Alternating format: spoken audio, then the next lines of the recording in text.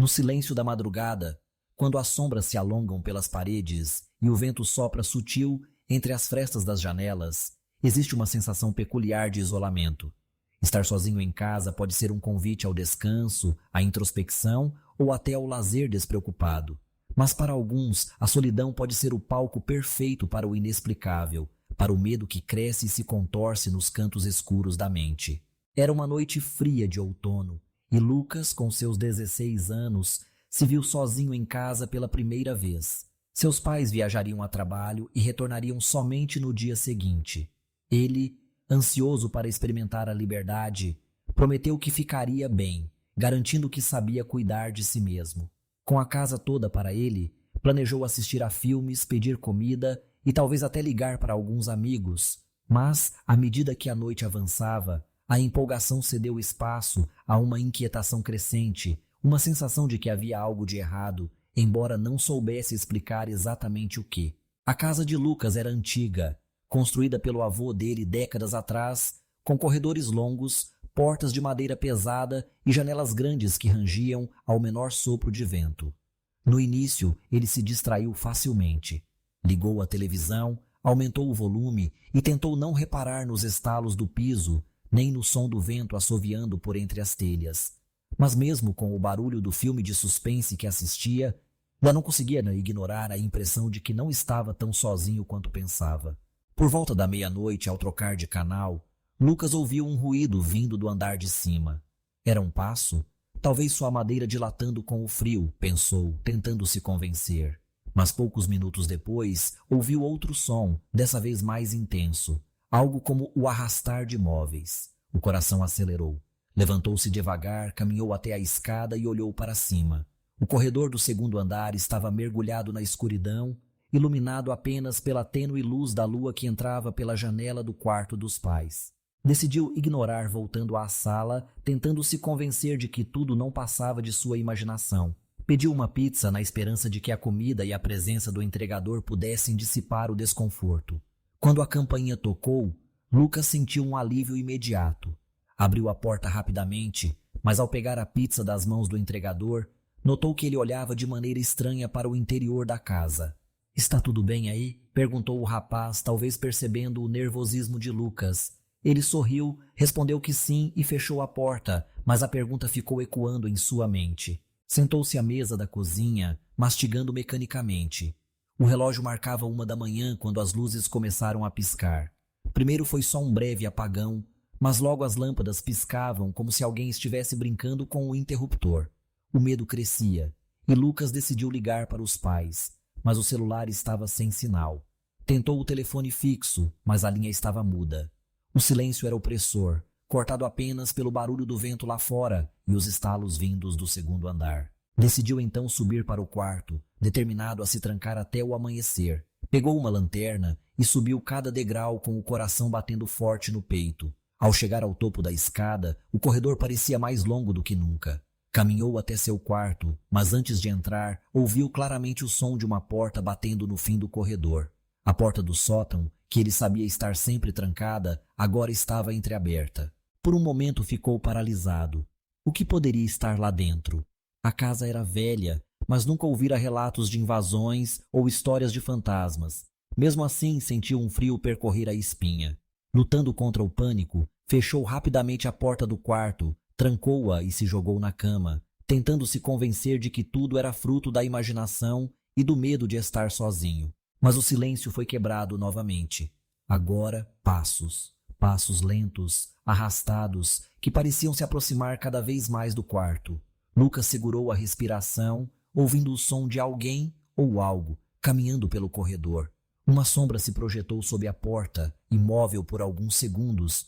O garoto sentiu o suor escorrer pelo rosto, o coração martelando nas costelas. De repente, a maçaneta girou lentamente. Lucas pressionou o corpo contra a parede, encolhido, enquanto a porta tremia com força, como se alguém tentasse forçá-la. Então tudo parou. O silêncio retornou mais pesado do que antes. Ele ficou ali, imóvel, sem coragem de se mexer, esperando que o pesadelo terminasse. O tempo pareceu se arrastar. O relógio marcava 3 horas quando finalmente o barulho cessou. Lucas, exausto, caiu em um sono inquieto, embalado pelo medo e pelo cansaço. Ao acordar, o sol já entrava pelas frestas da janela. Com a luz do dia, tudo parecia menos ameaçador, quase como se os eventos da noite anterior tivessem sido apenas um sonho. Desceu as escadas devagar, encontrando tudo em seu devido lugar, exceto pela porta do sótão, que continuava entreaberta. Aproximou-se com cautela, empurrando-a até fechá-la completamente. Trancou-a, sentindo um alívio imediato. Quando os pais chegaram, Lucas não contou nada sobre o que acontecera. Apenas pediu que trancassem bem todas as portas e janelas naquela noite. Mas naquela mesma noite, ao se deitar, ouviu novamente o som de passos vindo do sótão. E percebeu com horror que talvez nunca tivesse realmente estado sozinho em casa. O medo de estar sozinho não é algo incomum. Desde pequenos, aprendemos a temer o desconhecido, a evitar os lugares escuros e a desconfiar dos ruídos inexplicáveis. Mas e se o medo não for apenas uma reação irracional? E se por trás das sombras realmente houver algo à espreita, esperando o momento certo para se revelar? A sensação de ser observado, mesmo quando não há ninguém por perto, pode ser sufocante. O silêncio, muitas vezes, esconde segredos. Casas antigas, como a de Lucas, guardam histórias, memórias e, quem sabe, presenças que se recusam a partir. O passado se mistura ao presente e o limiar entre realidade e imaginação se torna tênue quando a noite cai. Muitas pessoas relatam experiências estranhas quando estão sozinhas em casa. Objetos que mudam de lugar, vozes sussurradas, portas que se abrem ou fecham sozinhas. A mente tenta racionalizar, atribuindo tudo ao vento, à estrutura da casa, até mesmo a brincadeiras da própria imaginação. Mas há relatos que desafiam qualquer explicação lógica. As noites solitárias podem ser traiçoeiras. O familiar se transforma em estranho, e cada sombra parece esconder um segredo. Para Lucas, a casa nunca mais foi a mesma. Ele passou a evitar ficar sozinho, mantendo sempre as luzes acesas e as portas bem trancadas. Mas lá no fundo, sabia que essas precauções eram inúteis contra aquilo que habitava o sótão. Há quem diga que nossas casas são reflexos de nós mesmos, que as paredes absorvem nossos sentimentos, nossos medos e alegrias, mas às vezes, talvez elas absorvam mais do que isso. Talvez guardem ecos de vidas passadas, de histórias não contadas, de presenças incapazes de seguir adiante. O terror de estar sozinho em casa é, no fundo, o medo do desconhecido, do que não podemos ver ou compreender. É a percepção de que, por mais seguros que nos sintamos, há sempre algo além do nosso controle, algo que escapa à razão. Pode ser apenas nossa mente pregando peças, mas e se não for? E se nas noites mais escuras realmente não estivermos sozinhos? Ao longo dos dias, Lucas tentou buscar explicações. Pesquisou sobre a história da casa, conversou com vizinhos mais antigos, mas nada de anormal foi relatado. Mesmo assim, o medo persistia, alimentado por pequenos incidentes, luzes que apagavam sozinhas, ruídos inexplicáveis, a constante sensação de ser observado. Aos poucos, o garoto percebeu que precisava enfrentar o que quer que estivesse ali. Em uma noite de sábado, decidiu ficar sozinho novamente. Armado com coragem, uma lanterna e um velho crucifixo que encontrara na gaveta da avó, subiu até o sótão. A porta, que há dias insistia em se abrir sozinha, rangeu ao ser empurrada. O ar lá dentro era denso, impregnado de poeira e um cheiro de coisa antiga.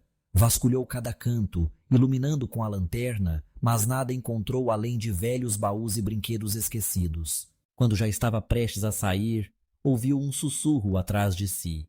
Virou-se abruptamente, mas não havia ninguém.